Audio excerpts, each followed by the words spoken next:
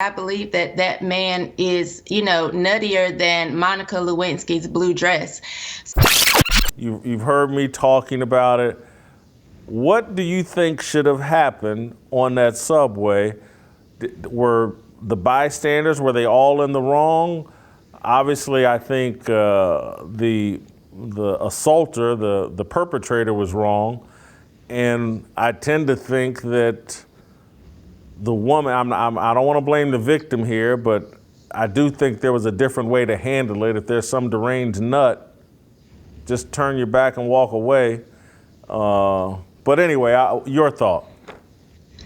Well, first of all, excuse me. First of all, let me say that I believe that that man is, nuttier than Monica Lewinsky's blue dress.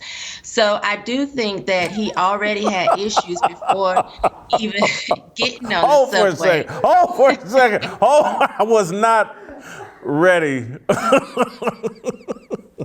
I was not ready for that. Let me compose myself.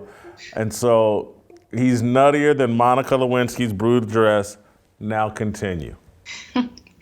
So I think he had issues, maybe he was having a bad day before he even got on the subway.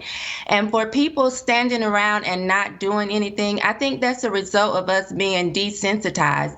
We see so much violence every day, whether it's in person or on social media, that we just don't really react to that. And I think part of that is because we're starting to really deny as human beings our human nature. First, as just human beings, and then secondly, as men and women.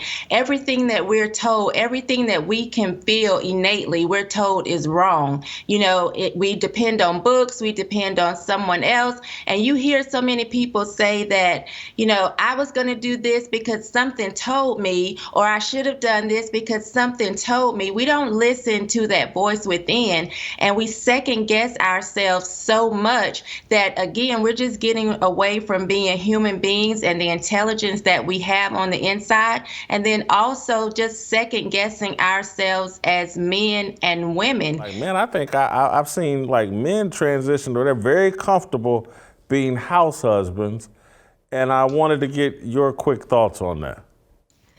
I'm very uncomfortable with men wanting to be house husbands. I was dating a guy, and I remember saying to him, the filters need to be changed. And he said, well, go ahead and get up there and tell me what size they are, and I'll run to the store and get them.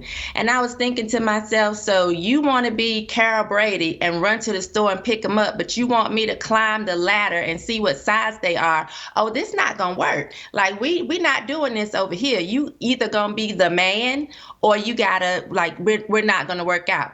So I don't like this whole thing where men are being very feminine. I've been asking myself lately, I've seen men in the hospital when their wives or girlfriends have children, and they're stripping down, and laying the baby when the baby first comes out on their chest. And I know that there are benefits to skin contact, but initially when they were telling women the benefits of this, it was to promote healthy breastfeeding.